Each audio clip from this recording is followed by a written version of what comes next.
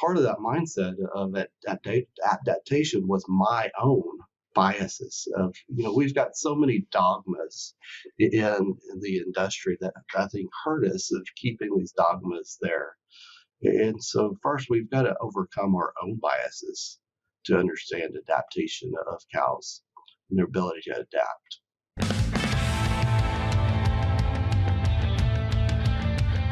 All right, welcome to another episode of the Beef Podcast. We're excited to have a guest from the state just to the west of me here in Iowa. We're both enjoying the cold snap here in November. So we've got Dr. Travis Mulliniks, who is a range cow nutritionist and extension specialist at the University of Nebraska. And he is located at the West Central Research and Education Center in North Platte, Nebraska. Travis grew up on a cow-calf operation in eastern Oklahoma and received his BS degree in animal science from Oklahoma State University. In addition, he earned a master's and PhD in range nutrition from New Mexico State University. His research and extension objectives consist of developing an applied cow-calf research program that emphasizes economically viable management options through enhanced efficiency, productivity, and nutritional management in beef cattle production. So welcome, Travis. Thanks for having me on, Stephanie.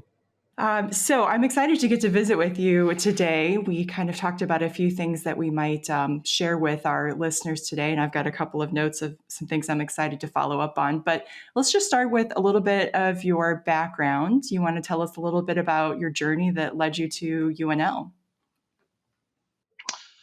Yeah, it's been a long circular motion to get to UNL, and so growing up in Oklahoma in a cow-calf operation, went to Oklahoma State, and really had no clue what I wanted to do.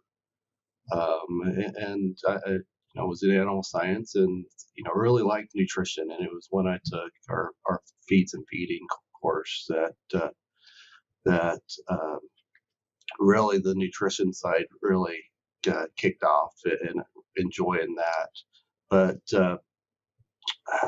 from there, I went to New Mexico State and really liked the cow aspect of nutrition of range cows, of the interaction of nutrition and reproduction, of how to get cows pregnant and the challenges around that. Spent 4 years in southern New Mexico, and at the time, my PhD advisor took a job with the USDA Center in Miles City, Montana.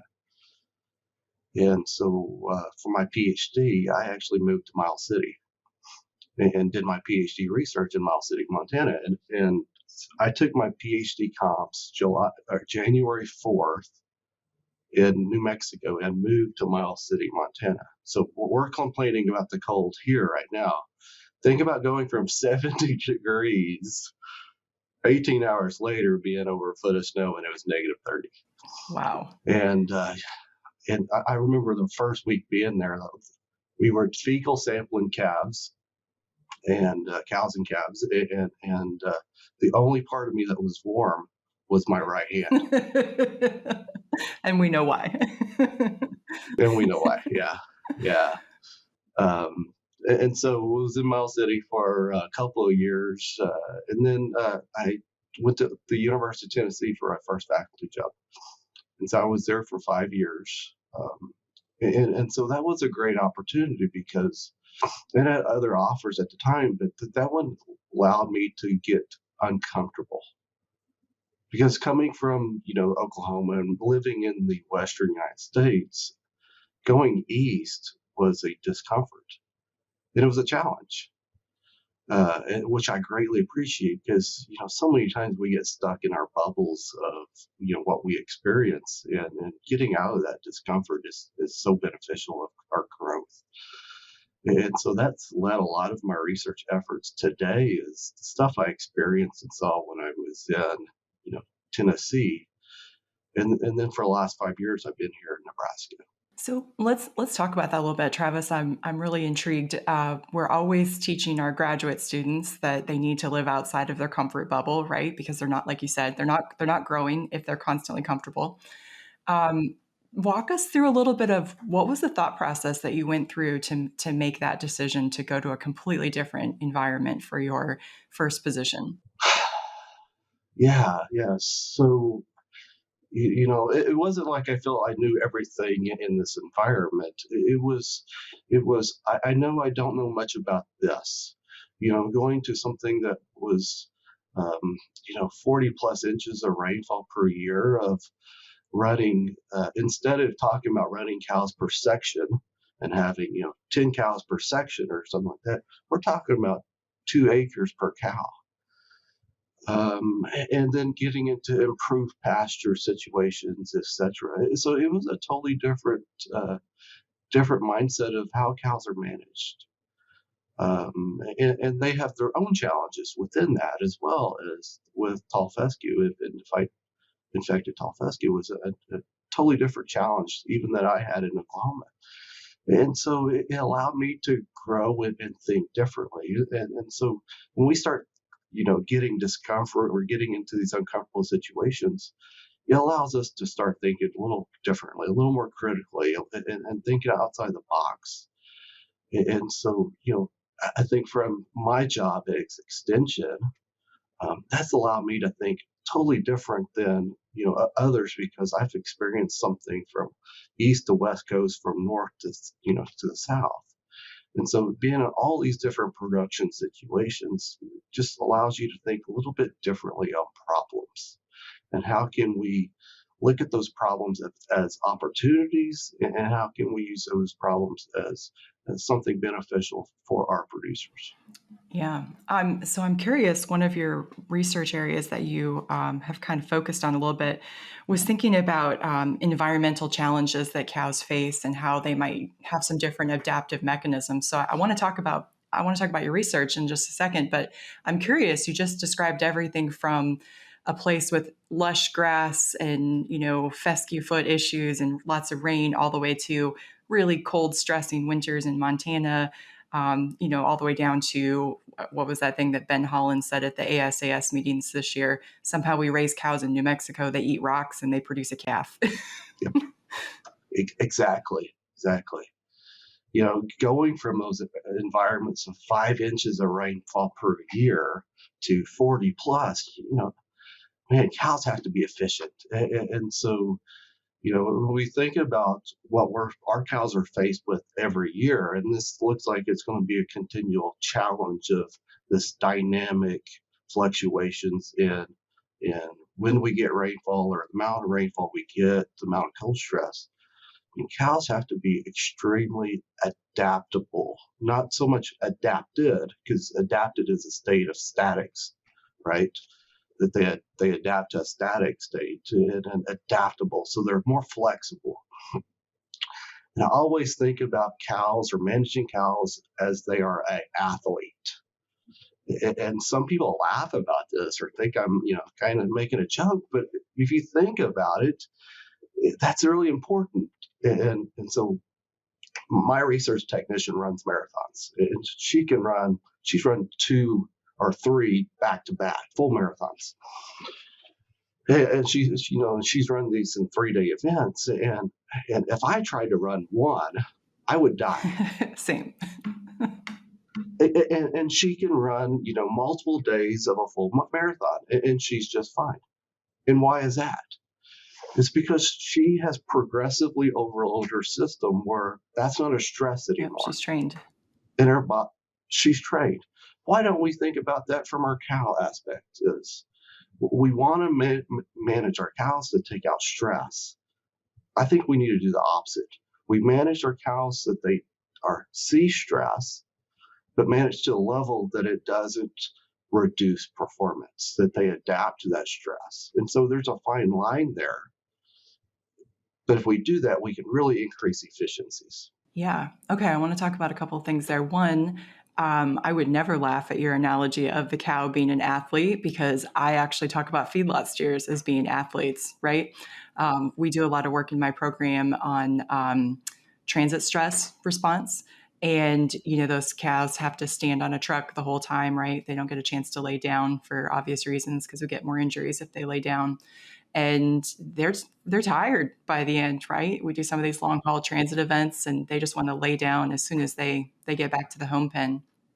We always say, this is So I struggle because I've tried to reach into the human literature to see where we can kind of pull from some of the basic muscle physiology, and we haven't quite wrapped our heads around whether this is an endurance event or like a more like a sprint thing, right? But your point being, they're not trained for it because they've been sitting around the feedlot pen doing what we want them to do, which is don't expend a lot of energy, just eat your meal and go back and lay down and be very efficient at growing. And now we want them to do something totally different. So walk me through, what are some of the things that you think producers might need to keep in mind as we think about building a more resistant to stress or having greater resiliency to stress in our cattle? Yeah, so a large part of it is the type of cows that you have, of making sure you're selecting for an animal that fits your environment. Uh, Another major focus of my research has been milk production. Um, and milk production is one of the drivers that doesn't allow cows to be flexible. We've got major challenges in the beef industry with the level of milk production that we have.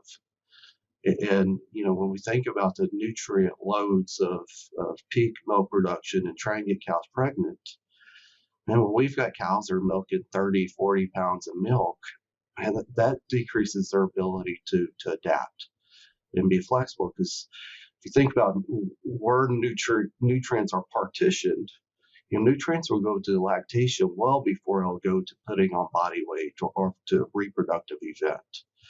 And so we've got to feed lactation before we can feed a cow to get pregnant. And so some of our selections have gone against the ability of cows to be flexible. Some of the other aspects of that is when we get in those situations, we like cows to be fat, and we like the cows to be in certain body condition scores. And that's good if a cow has the ability to be easy fleshing, but also be easy at mobilizing the fat and oxidizing the fat and using that fat as an energy source. And so my PhD advisor always used the concept that fat on the cow is a supplementation strategy. And these cows that have the greater ability to put on fat, but to lose fat. And there's some data in the literature, especially in sheep, that showed, that's a heritable trait. That cows have the ability to utilize that fat reserve as an energy source in these times when they're deficient in some energy. So much that we want to focus on keeping cows in a body condition score 5 or 6. That has driven us away from cows that have the ability to uh, to mobilize fat reserves and utilize those as energy sources without having metabolic dysfunctions. And that's where we start getting into problems.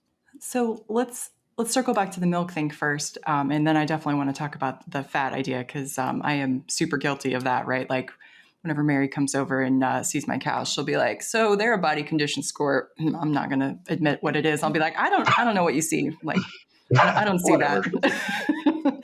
I don't see those fat pockets. It's not my fault. But you had a stat in some of our notes that you had sent us that I'd like you to share with our listeners about how beef cow milk production compares to some dairy stats from the 70s. Yeah. So if you look at where we're at today, uh, our beef cows, or a large percentage of our beef cows, are milking more milk at a higher quality of milk than the Holstein did in the 1970s. I mean, that is just staggering to me. When you look at our milk QPD changes since the 1990s, we've steadily increased the genetic potential for milk. And that's the reason why. And even in the late 1970s, early 1980s, there was a lot of Holstein Angus crossing to increase milk production and increase calf gain. Um, and so we're basically doing very similar stuff today is just putting more selection pressure on milk for an output trait. And I tell producers a lot that weaning weight is great to influence your profitability, but there's profit models that show weaning weight has only about 5% influence on your profit. But the largest influence is your feed cost. Your feed costs make up 65%. And so when we start chasing these output traits through maternal traits of milk and cow size, etc., we start driving away from profitability into the realm of increasing production costs. And are we truly getting enough calf out of increasing milk? And a lot of my data says no.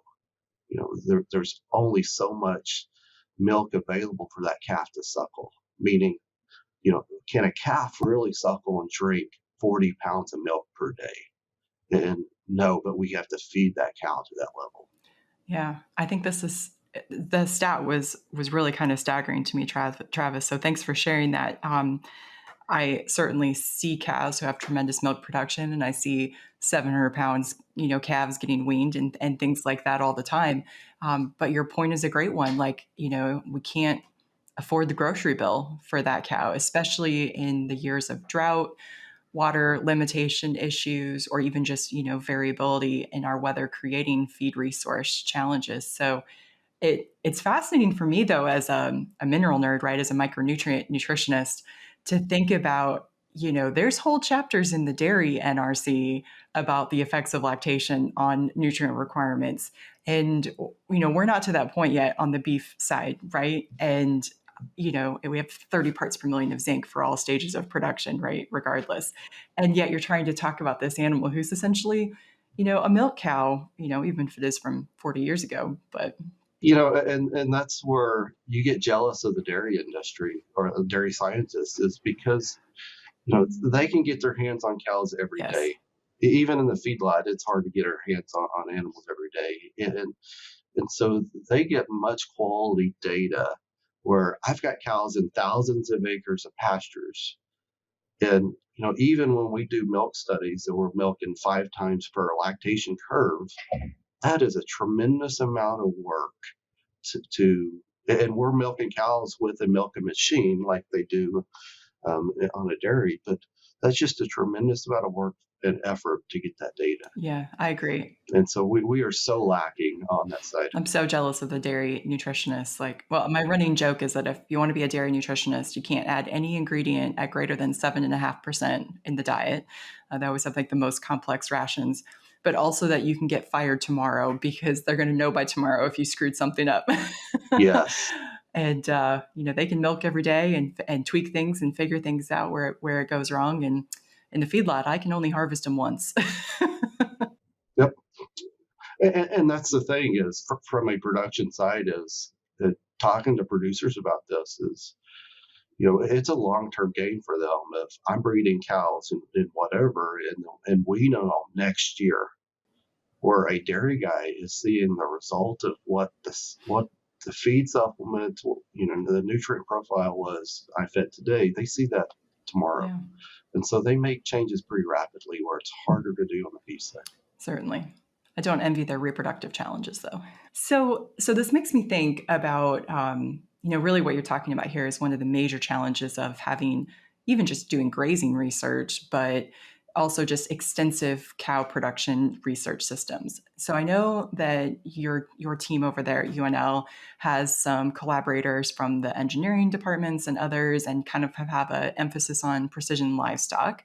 And I'm curious if there are any things in there that you are working on in your research or extension efforts to think about how you can get more data from these extensive systems, or trying to overcome some of the challenges of measurements in extensive systems.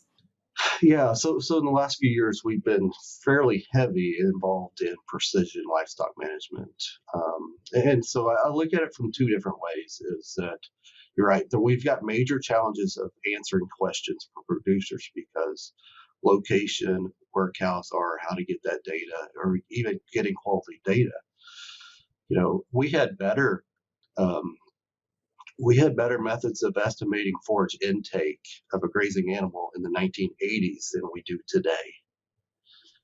And so that's where some of these technology can come into play, is that I see it, one is to help us answer these questions that we have a hard time answering correctly. And 2 is there's a lot of interest in precision ag. You think about what it's done on the dairy side, robotic milking, what it's done on the cropping side, and it's really exploded production. And so when we look at output rates of weaning weight and reproduction in the cow herds in the United States, we have not changed them in the last 30 years. Weaning weight has been flatlined. Reproduction has flatlined. And so that's where I see a lot of these precision tools really helping with, can I decrease my costs and the potential to increase some productivity that I can measure, or I can manage those cows a little differently to increase some production parameters. And so we're doing research with virtual fencing, it's fairly similar stuff as they've had for dogs and people for their houses. And so there's a lot of interest in virtual fencing. And so there are several companies across the world with virtual fencing technology. There's only a handful in the United States, and in the next year or two, there'll be probably 5, 6, 7 companies in the United States with virtual fencing technology. And so we're utilizing that. We're using cameras a lot. We can estimate body weight of a cow with a camera with the greater accuracy than a scale weight. So is this like with like LiDAR technology, or what are you using for that? It's a 3D imagery. Okay. It's the same type of camera that they make video games with.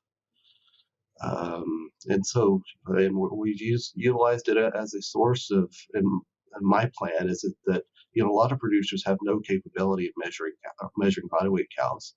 It's very reactive. When we had the bomb cyclone in 2019, we had a lot of thin cow issues, and they lost full body condition scores within 30 days. Man, if they had a way of proactively measuring body weight, I can be very proactive with my nutrient management. Going back to that dairy comment is, if I can flag cows that are losing body weight at a rapid rate, I can change how I'm feeding cows and get ahead of it.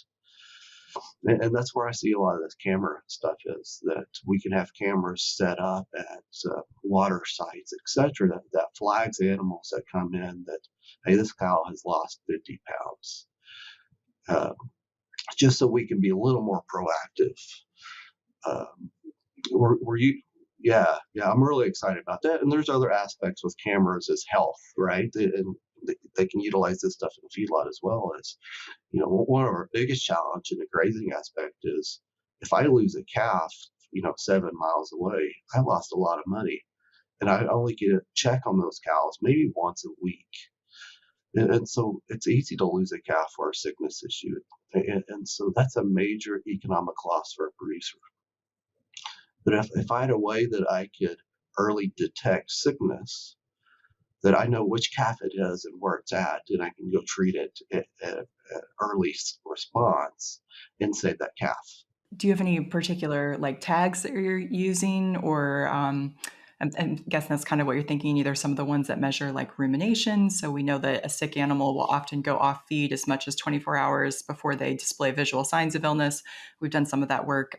We've done some studies in our feedlot where we actually gave calves an LPS challenge, which would be the outer coating of bacteria, right? It's what the calf generates an immune response against.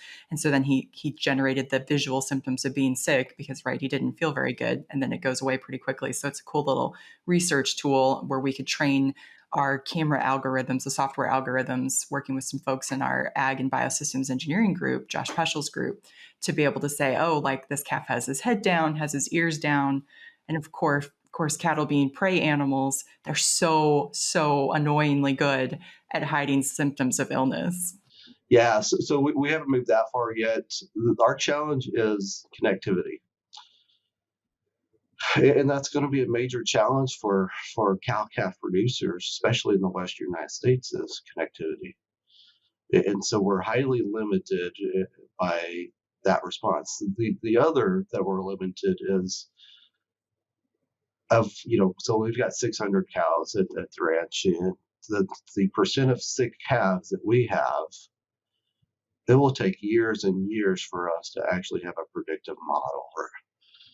And so it really needs to happen. Some of that research is moving forward as receiving calf research at first to get some of those predictive models of like you say, with pictures, ears down, etc., head down, runny nose. That's where that needs to start, and then it can be taken out and validated out on a production setting Right. that we have less of that health response. Yeah, absolutely. And we're also using these individual electronic feeders as Okay. well. So think about it from a standpoint of a creep feeder on steroids. Right. This is your CLOC system. Yep. C-lock feeders. Yep. Yep. I've got 4 different C-lock feeders. Um, there's pros and cons of each one of them, but one allows us to individually feed animals on pasture.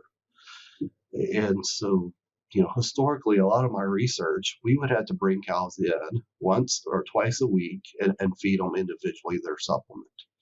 That's very time consuming. This allows us to leave them out in their pasture, and I can feed 3, 4 different supplements through those feeders with cows with the EID in their ear. And I can target, 1 pound per day supplement or 2 pounds per day supplement. And so there's some companies that CLOC's one of them, but there's companies that are producing some of these electronic feeders just for the producer in mind, of their producer models of these. And so when I talk to producers about it, I kind of cover the aspect of if I'm feeding 100 cows on a pasture and I want to feed 2 pounds per day to these 100 cows, I've got cows that are eating 5, 6, 7 pounds of that, and I've got cows eating nothing. And so that's a huge variation in intake. And so you get these timid cows that are not eating, and then you got these boss cows that are overeating, getting fat. Well, you're really not helping yourself out with this huge Right. variation. You're making it bigger. And so you're making it bigger, right? And that's a big challenge for producers is, how can I limit that variation and equalize that variation in responses?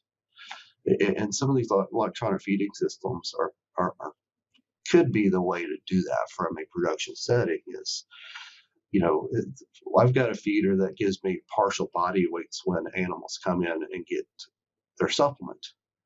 And so from a very proactive measurement, if I need heifers gaining or yearlings gaining 2 pounds per day, then I can change from my computer here, I can change how much they're allowed to eat. And if they're gaining, pound and a half, I need 2 pounds, I can up their allowable intakes. And so from a production standing, that allows me to be really proactive in how I'm managing those cows. Yeah, the variation in, so from like my research, thinking about like free choice vitamin and mineral intake, so frustratingly variable. This cow eats a whole bunch and then the next cow is like, whatever, I'm not even going over there. So let's talk about some of your research regarding kind of this small packet supplementation. So that's one of the things you might be delivering via something like one of these feeders. Tell us a little bit about what you're trying to learn with that research. What you would hope that producers might want to take away from that. Yeah. So one, feed costs is a major issue. And so a lot of the goal is how can I minimize the amount of feed that I have to feed to elicit a positive response? And so from a reproductive standpoint, I can sometimes manipulate the system with certain feed additives. So one of the coolest studies, or one of my favorite studies, was a study done that fed lambs oat chaff.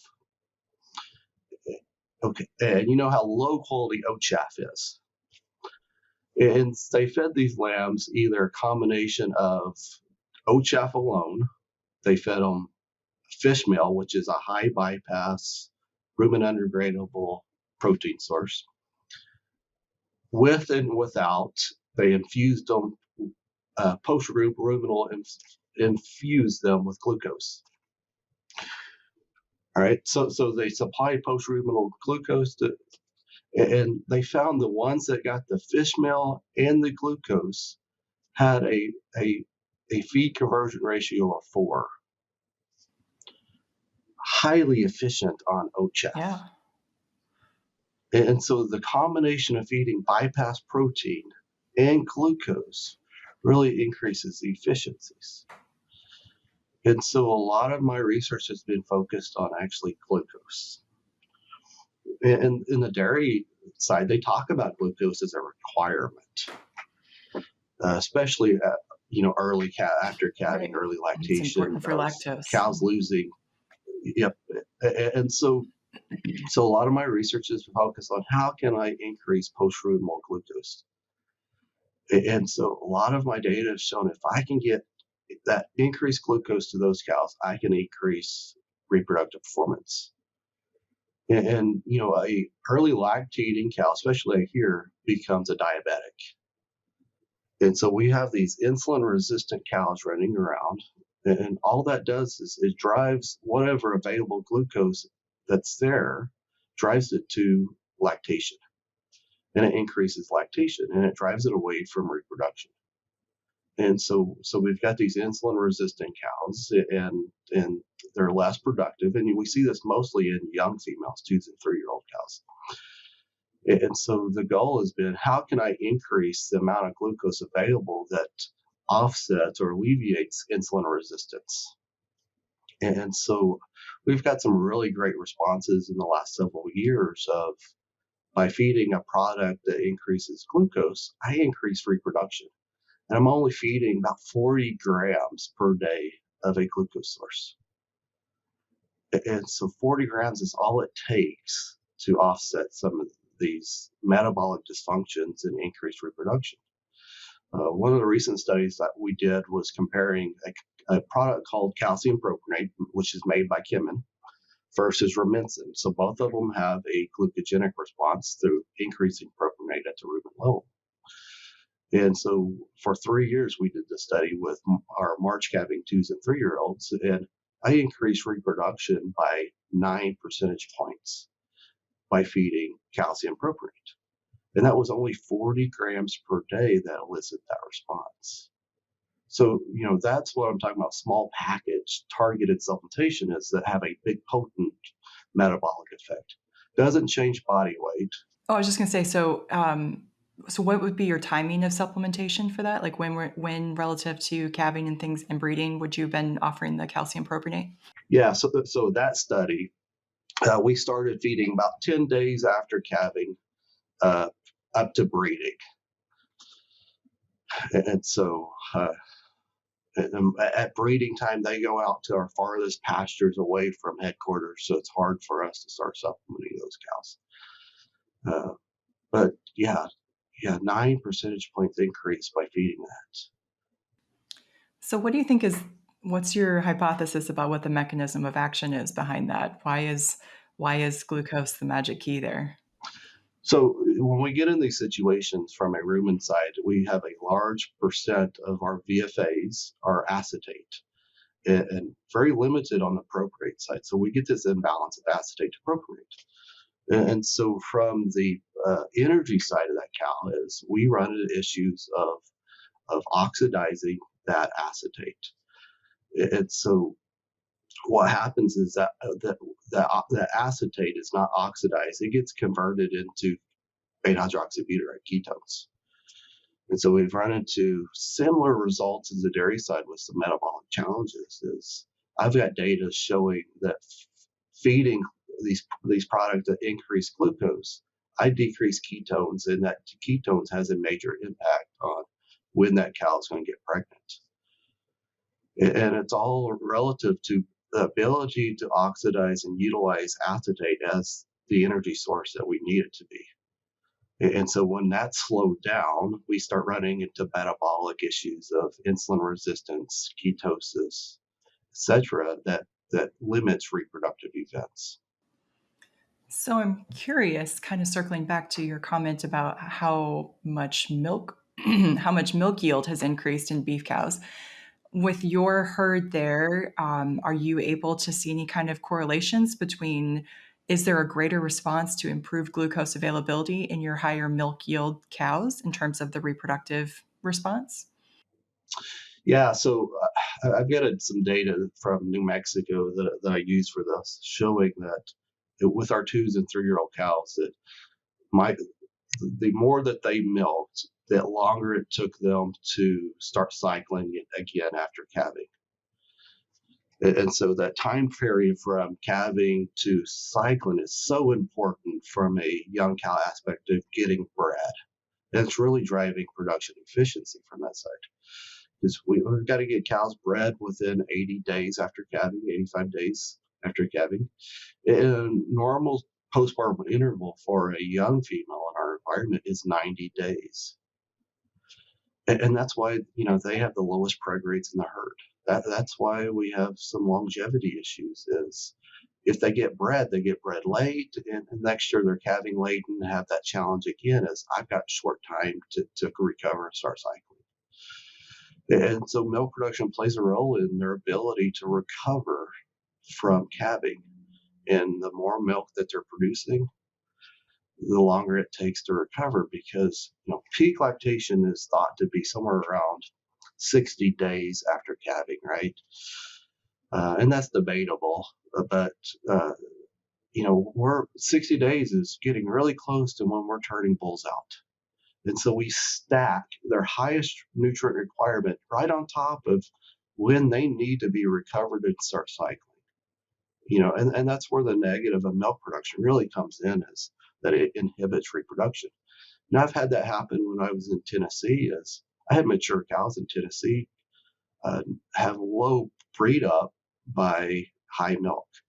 And so that data showed there's a correlation between milk and reproduction in high quality environments. Yeah. Okay. So I'm also a repro by nutrition nerd. It was funny when you were talking about your like feeds and feeding type class being your kind of light bulb moment. I remember really, really enjoying my repro classes, embryo transfer, et cetera, here, and then sitting in my advanced nutrition class. And it's funny because now I teach that advanced nutrition class, right? So I always tell students on the first day, this was my light bulb moment class because in repro, yeah, we talked a little bit about nutrition in the sense of like getting animals to high enough, body fatness that they would cycle, et cetera. But in nutrition, we really talked about all the different ways nutrition could affect repro. And I was like, aha, this is what I'm interested in. Right, right. So when I went to NC State to interview with Jerry Spears for grad school, he was like, I said, well, I like repro and I like nutrition. And he's like, let's look at the effects of manganese on beef heifer reproduction, because basically nobody's looking at that. And it's funny, right? Because that's some of the only data that we probably still have on that topic. But I wanted to kind of ask this question as somebody who's done a lot of thinking about the interaction between reproduction and nutrition. What do you think are some of our biggest challenges that we're facing for what's the right way to say this? So I kind of want to ask, what do you think are some of the biggest research opportunities in this field? Yeah. So, from a mature cow aspect, we don't have a lot of issues with reproduction, and because they've done it, they've made it through that area. The hardest cow to have in your cow herd is always going to be your 2 year old or your 3 year old. And depending on the environment I lived in, that was sometimes the 2 year old and sometimes that was the 3 year old. But from an aspect of reproduction, I think that's a lot of focus should be on is how to get these young cows cycling earlier and what is driving some of that. I think that's a really from a this coming from the extension side is that's the number one challenge of my producers is getting young cows rebred. And how can we do that cost effectively and how can we do that quickly? I'm curious, cycling back, I guess, to kind of where we started some of this about environmental adaptation. Um, I know that this is another area that you have been leading some research efforts in. So tell us a little bit about what you think you're learning about how cows are adapting to different environments. building some of that resiliency? Yeah. So maybe I'll step back a little bit on this is, so I grew up in Oklahoma. I got taught one thing at Oklahoma State. I moved to New Mexico in August to start grad school. In the first week, we're weighing heifers for a project in August. And so in that system, bulls will go in May and then get pulled in July. And so they were about 30 days out of breeding. And so we were weighing these heifers. I'm looking at them like, there's no way they had bulls with these. I mean, this is just crazy. And so, part of that mindset of adaptation was my own, biases of, we've got so many dogmas in the industry that I think hurt us of keeping these dogmas there. And so first we've got to overcome our own biases to understand adaptation of cows and their ability to adapt. But so much of it is allowing those cows to see stress and experience that stress and be able to select cows that have the ability to adapt to it. And that does start with the heifer, right? Is that's the number one place where you're starting to select for animals for that. And I tell producers that are developing their heifers, do you want 90% preg rates or do you want 70% preg rates? And the reason, yeah. And the reason why I would prefer 70 is, do you want that 20% that I pushed a little harder with nutrition to get pregnant? Because so many times we take animals out of environments to get them pregnant. Part of my PhD research was have a long-term heifer development project that we took heifers. Half of the heifers stayed at the ranch in New Mexico. They gained 3/4 pound per day on winter range. The other half went to a feedlot to gain 1.5 pounds per day. And it was only 100 days of a heifer development. And so when we look at long-term productivity, guess which one was still in the herd at a higher rate at 5 years of age? The heifers that we left on the ranch, right? And left them alone. And from a genetic standpoint, no difference, right? Same genetic type, come from the same herd, same cohorts. The only difference is how I managed them for 100 days. And so that really stuck in my mind, has always stuck in my mind, is it doesn't take long to adapt a cow either way. And especially earlier on. Is it doesn't take long to make them adapted or adaptable within that environment. And there was a huge difference in longevity between the two. It wasn't a little bit, it was a massive difference of somewhere about 65% that were still in the herd at 5 years of age of the range group and like 40% of the feedlot group. So do you think metabolically we're shifting something in those heifers that we're getting pushed to have that higher rate of gain, so that yes, they did manage to get bred, but they didn't have that ability. Kind of think back to something you said earlier about using that fat as another supplement, right? So saying, well, I've got this fat cover, but do I actually have the ability to mobilize it and use it when I need it? Yeah, so it could be metabolically, it could be a rumen function as well. There are some interesting data feeding calves either straw or alfalfa hay, and their ability to digest straw later on in life. And the calves that consume straw, just low quality whatever, had higher digestibility of that lower quality straw as a 5 year, I think it's 5 years of age, when they did the study, than the calves that ate the alfalfa hay. So part of it is early on adaptations of maybe the rumen function, and there could be a cellular component of gene expression that gets activated in some of these cows that allows them to be more flexible. There's a term that sometimes used in the dairy side and the human side is metabolic flexibility. and so much of that's wrapped around insulin resistance. But are we allowing cows to be metabolically flexible under different circumstances that can turn on or turn off stuff that allows them to be productive still? There's so much that we don't know or understand, and so much of that is because how we have to manage cows, where they're at. But I think so much of it is early on adaptation periods allow for those cows to be adaptable. That I talk to producers about how they're feeding their heifers is so you take them out of that environment, we're feeding them whatever for rate of gain. Will they ever see that environment again to be productive? And most time they'll never see that level of nutrition again.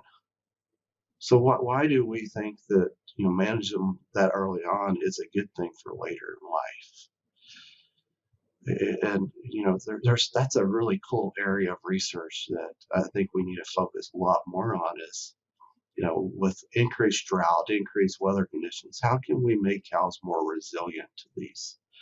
How can we make cows that have the ability to maybe decrease their requirements and stay flexible and still, wean a calf, get pregnant early, etc., and not have a negative response to drought or nutrient restriction?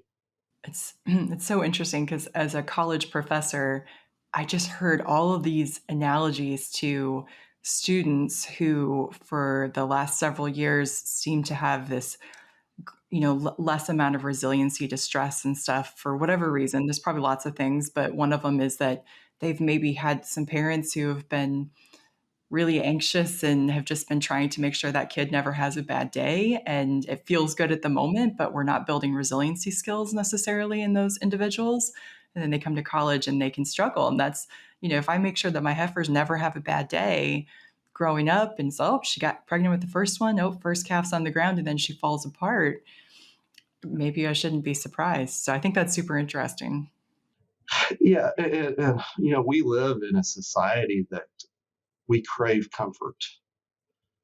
Even the last 5-10 years of how technology has changed, where our mindsets have changed to resiliency. If the internet goes out, it's the end of the world, right? We're going from areas of of I grew up with a party line of you pick up the phone at the house and your neighbors down the road several miles could be on the phone talking.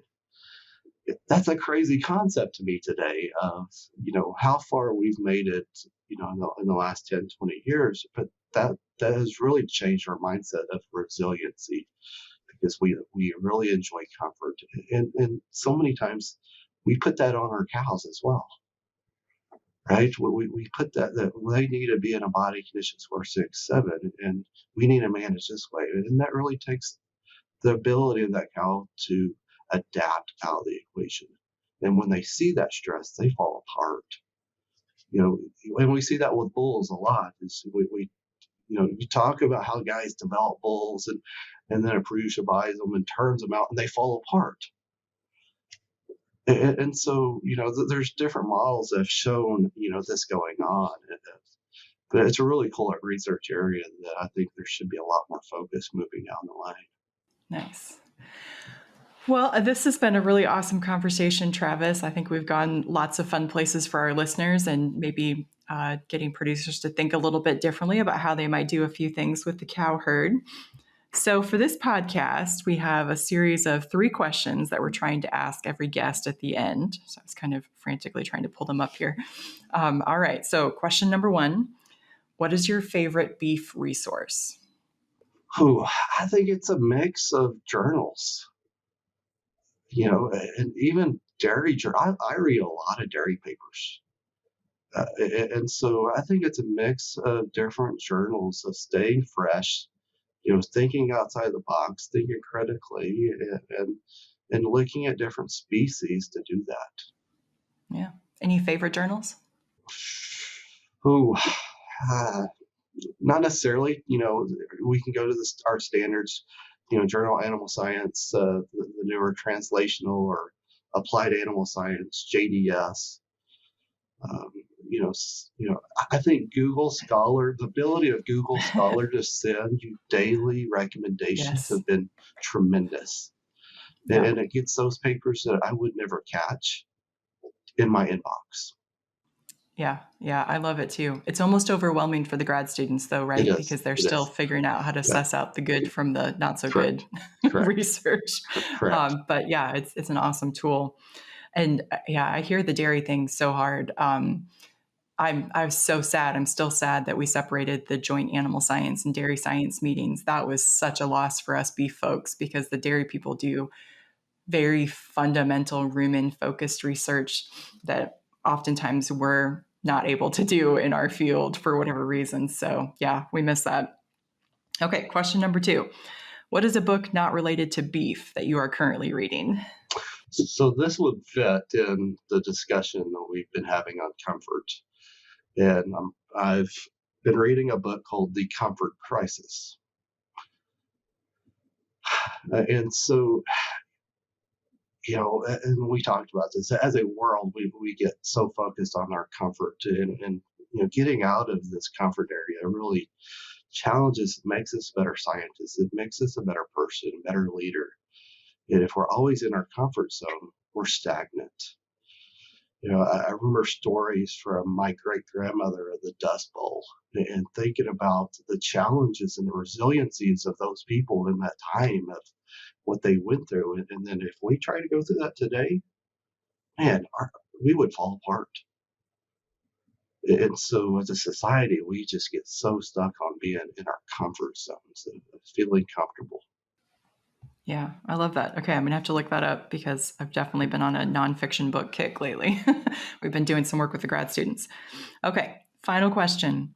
What is a trait of someone you know that has allowed them to be successful? I would say someone that thinks critically but very graceful, meaning that we live in a very critical, from a science aspect, we live in a very critical world, right? But we've got to show grace when we do this. Is that a lot of stuff that I think or do may not be correct, and be willing to accept the criticalness of you saying you may want to think about this, right? And but showing grace to do that, of being we've all seen these high level thinkers that are highly critical, but they don't show the grace, and that really turns people off. And it's the people that really benefit science, benefits production, or they're really critical thinkers, but they show grace at how they're critical. And they're, those are the type of people that you love being around because they add so much value to programs. Yeah, absolutely. You don't need that person who's just be in there to be your echo chamber and say, "Yep, I agree. I agree." I always say that. I was like, I don't want you to be my yes person. I want you to be my, "Are you sure?" Like, let's think that through person. It's that saying of you don't ever want to be the smartest person in the room concept. And when you're not, you gain so much because you can, if you listen and learn and accept, critical thinking, and you learn so much. And don't get defensive of this is my mindset, this is what my opinion. Absolutely. Well, I definitely have not been the smartest person in the room, so I guess I've been successful for this tower. No, definitely not me. All right. Well, Travis, this has been a really great discussion. We appreciate your time today. Any final words you want to tell our producers? Things to think about as we roll into winter? No, I mean, it's a from a aspect of managing cows and with the challenges we have. We've got a lot of challenges to face our producers. And programs that get people thinking and challenging things, man, they are so beneficial.